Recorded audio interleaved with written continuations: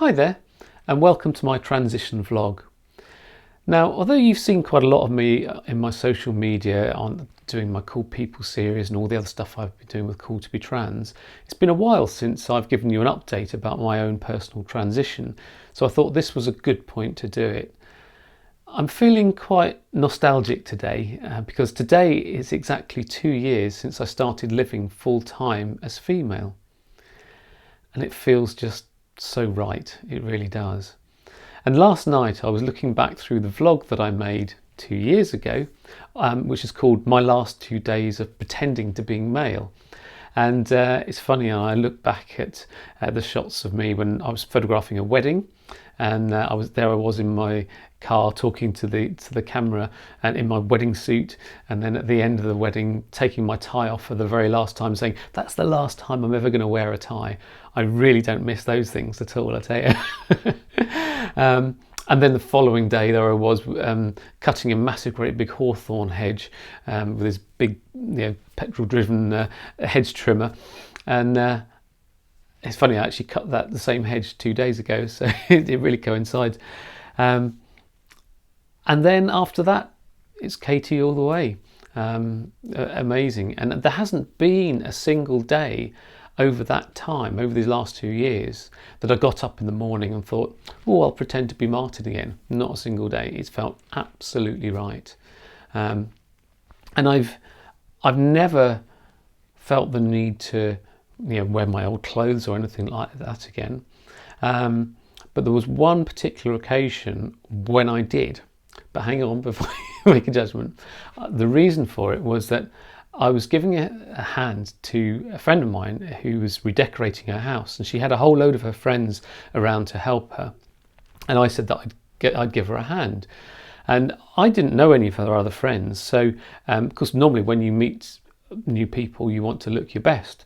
But the trouble is, when you're decorating, you wear your old clothes, don't you? Well, what old clothes have I got? All Martin's clothes, wasn't it?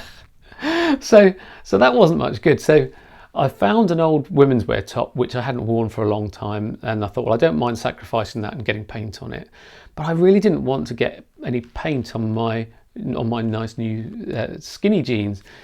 So in the end I just reluctantly wore a pair of my old Martin jeans, and I really hated it. I can't tell you how dysphoric it made me feel. It was awful.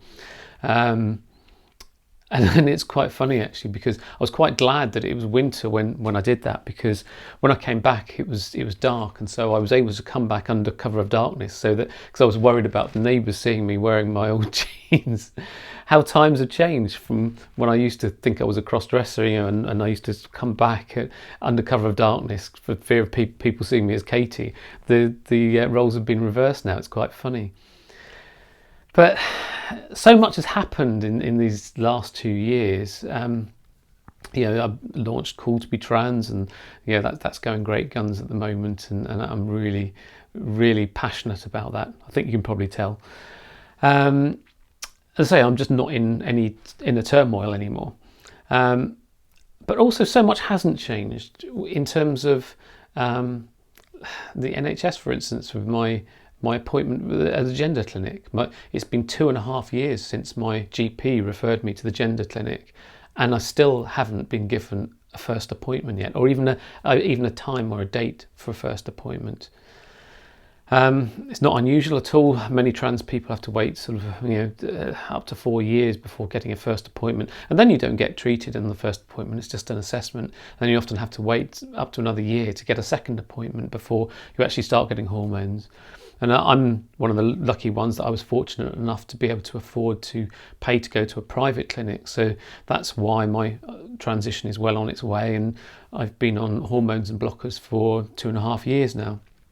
And with all the associated changes that have been very, very welcome to me.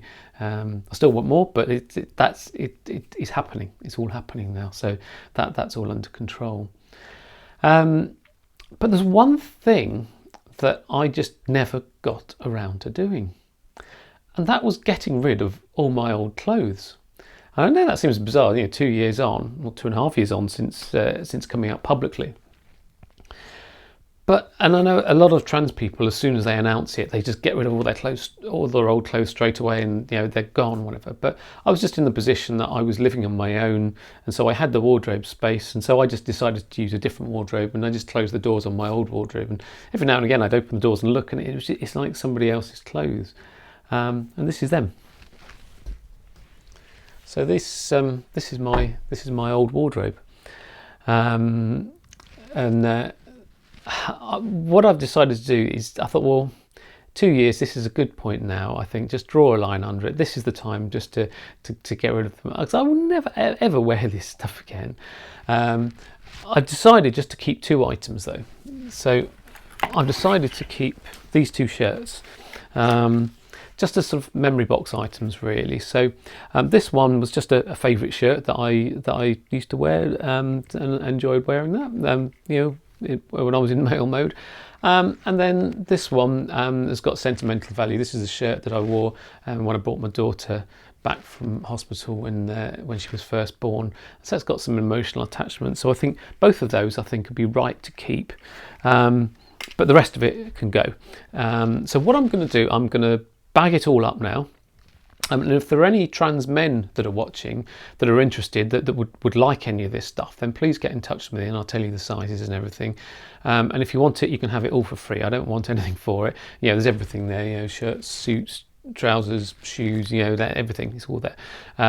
So I'll bag it up and I'm going to keep it until the end of September. And then if nobody contacts me by then I shall just take them all to charity shops and then it will be done. But I think it will feel good just to bag it all up now. So it feels like an end of an era, but as I say, it hasn't been something that I've felt an urgency to do, because I feel quite a fondness for Martin. I don't bear Martin any ill will or anything. He'll always be a part of me, and I'm grateful to Martin for stepping back and allowing me to be Katie. So it's not as if I just wanted to sort of banish him from my life forever. So that's how I feel about it, but it feels like the right time to do this. So anyway, I thought I'd just share this personal moment with me. I'm getting all emotional about this. Isn't that funny? Anyway, thanks ever so much for watching, and I'll catch up with you on the next blog.